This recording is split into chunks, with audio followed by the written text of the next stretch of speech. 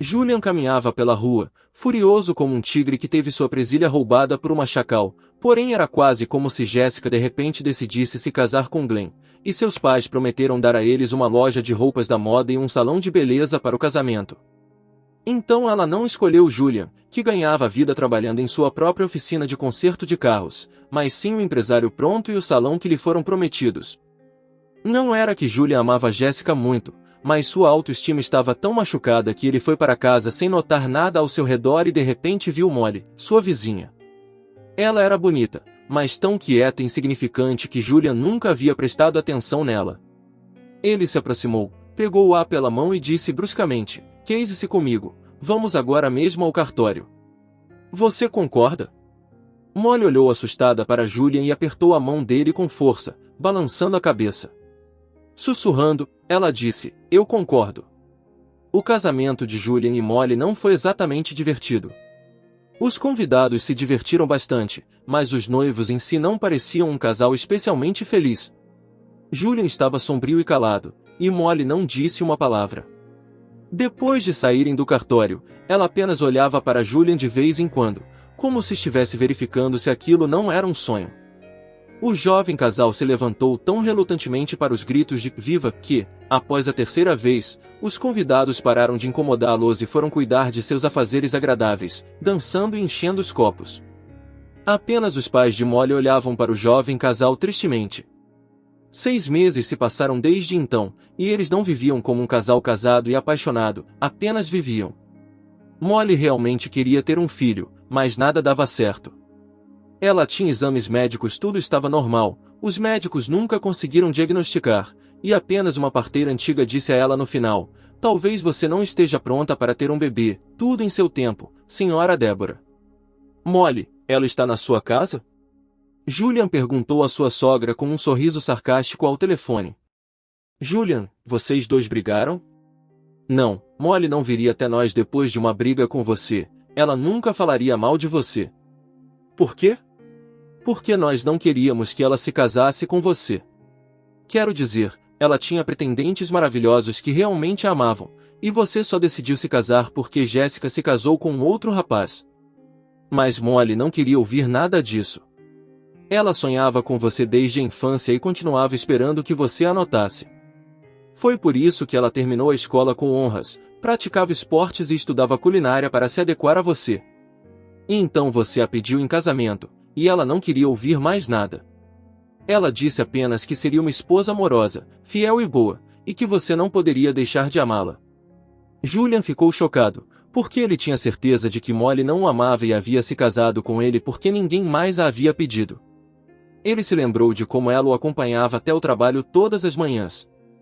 Ela não o cumprimentava com beijos, apenas se aconchegava por um momento em seu peito e olhava nos olhos dele, como se lhe desejasse boa sorte para o dia. E a comida sempre era tão deliciosa que, quando ele jantava em um café ou restaurante, sempre comparava com a comida caseira e percebia que sua esposa cozinhava muito melhor. Julian se lembrou de como ela gritou alto quando escorregou no banheiro e caiu. Ele gritou com ela por ser tão desajeitada, mas ela nem reclamou. Havia tanta dor em seus olhos. E Julian se lembrou da última briga que tiveram. Molly escrevia poemas, às vezes eram bem bons, mas a arrogância estúpida de Julian não permitia que ele admitisse isso. Naquela noite, ela tentou ler um novo poema para ele. Ele só se lembrava de alguns versos. "Meu amor é como um floco de neve frágil, eu pousei em seu ombro quando caí." Naquela noite, ele estava de mau humor e lançou tantos insultos para ela que agora, ao pensar neles, sentia um calafrio percorrer sua espinha. "Em que parte da cidade posso encontrá-la?" A voz de Julian tremia um pouco quando ele fez a pergunta para sua sogra. "Há um banco no parque que pode ser encontrado no canto mais distante, perto da estátua da menina pioneira." Depois que os amigos de Molly lhe causaram muita dor, ela parou de voltar para casa à noite. Por causa disso, procuramos por ela durante toda a noite e finalmente a encontramos lá. Ela subsequentemente disse que sempre que se sentia triste, aquele era o primeiro lugar para onde ia. "Você deveria ir até lá correndo, pois acredito que ela esteja lá." Depois de vestir suas roupas às pressas, Julian pulou em seu carro e foi direto para o parque. Quando ele chegou lá e viu um carro da polícia estacionado em um lote, imediatamente sentiu-se bastante preocupado e correu pelo parque até chegar àquela determinada banco. Quando viu 2 policiais lá com holofotes, quase perdeu o controle das pernas. Ele se aproximou de um deles e perguntou o que tinha acontecido ali. O policial informou que apenas 1 hora antes uma garota havia sido agredida naquele local. Ela resistiu tanto que os 2 bandidos não conseguiram controlá-la e acabaram a esfaqueando. Felizmente, eles foram ouvidos, o que permitiu que os serviços de emergência, a polícia e a ambulância respondessem de forma rápida. A garota foi levada para o hospital e os criminosos foram rapidamente capturados assim que seu crime foi descoberto.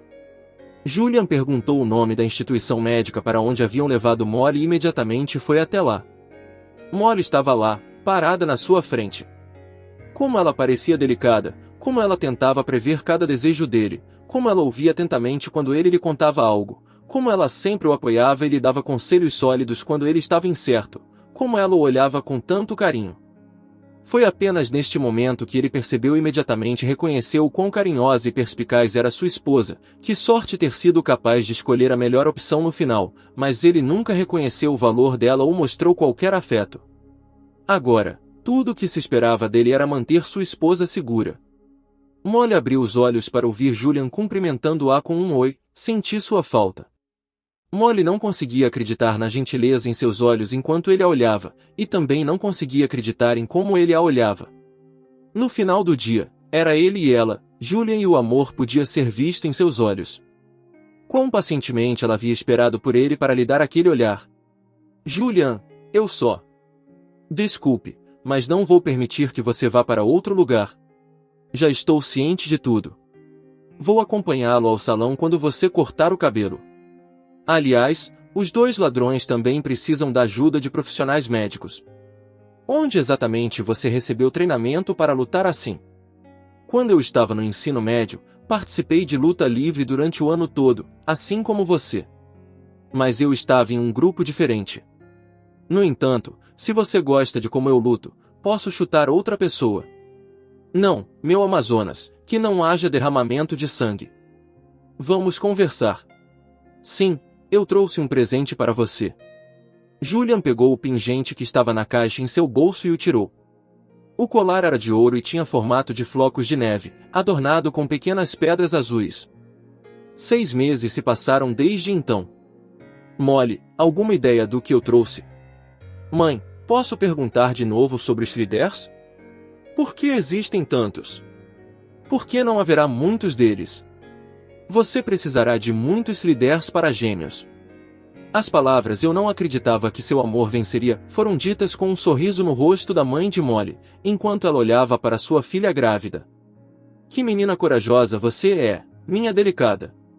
Por hoje é só, pessoal. Deixe seu comentário sobre o que você achou dessa história.